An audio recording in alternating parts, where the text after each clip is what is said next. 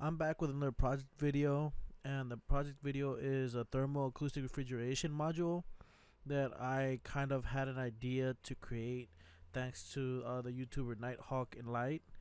I'm sorry if I butchered your name if you're watching this, but I give him referencing him just because it's purely like I purely got the idea from him, and I was watching the videos. I was trying to find a way to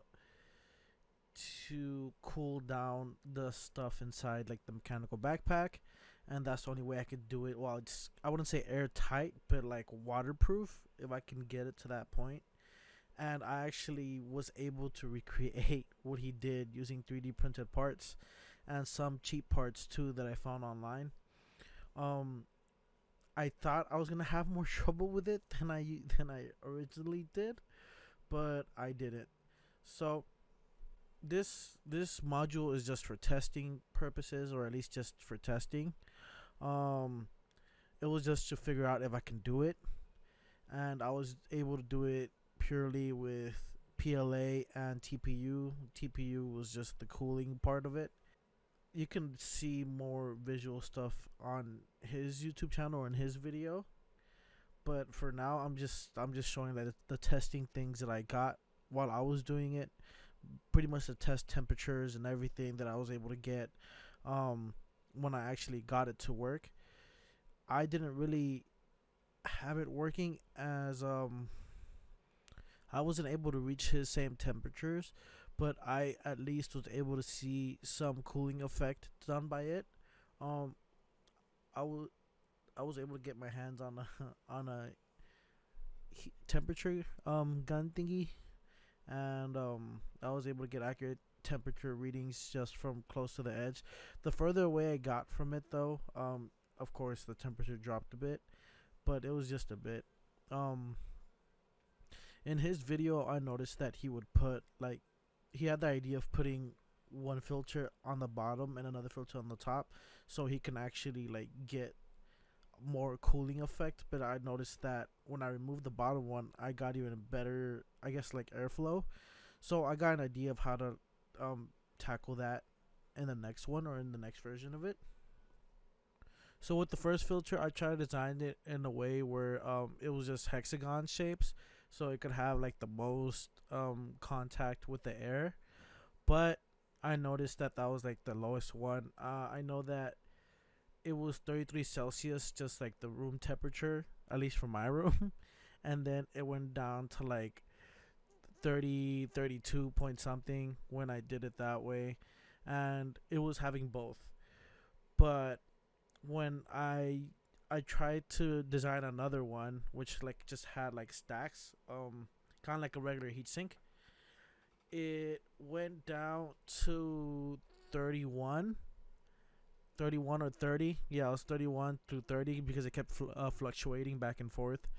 And then after that, I was kind of curious, so I just decided to remove the bottom filter, and it went down to 28, 28.5 to 28.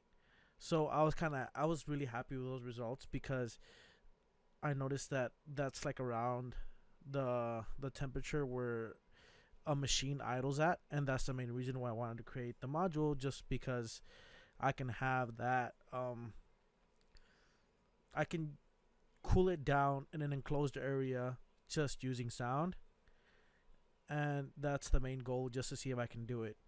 um I really need to redesign it in a way, because I noticed that the airflow is the main issue, where if I can actually get the airflow to like cool it down fast, I want to say faster, like even more than it did there, because in the video I noticed that he used a really big speaker and then a smaller tube, but I used an exact same size tube as the speaker. So I'm thinking of using multiple small tubes and having the aluminum strip coil inside those little tube areas, and they all connect together coming out, so I can easily connect it to like an SBC or something. That's what I'm gonna do with the next one, in the next video with the mechanical backpack, because that's the main module I want to put in there. The other obstacle I'm gonna have to face is that it's really loud. Like I'm gonna show you right now.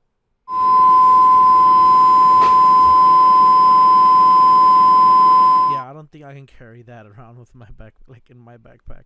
And like someone once told me, he's like, "Good luck getting that through the airport," which made me laugh because it was for another project that I was working on.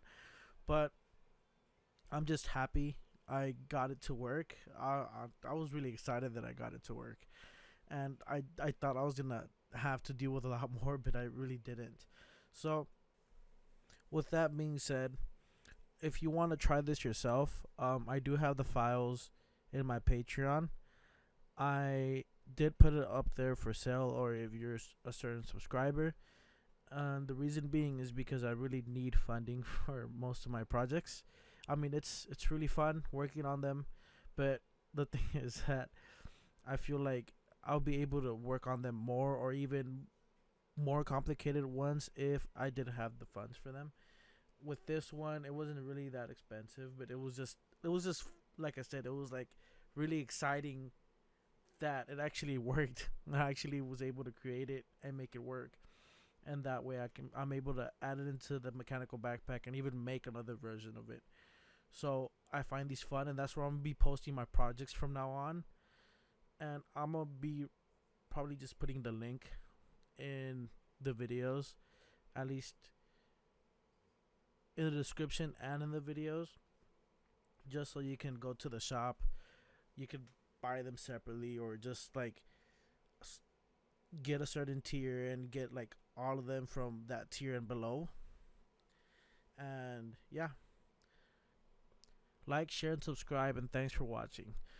Just stay tuned for any other projects that I'm working on, and I'm sure I'll start on the next one right away, even though like these take me a long time to like put out. But I'm just really excited because I feel like I'm getting close to finally having something that I can use on the go.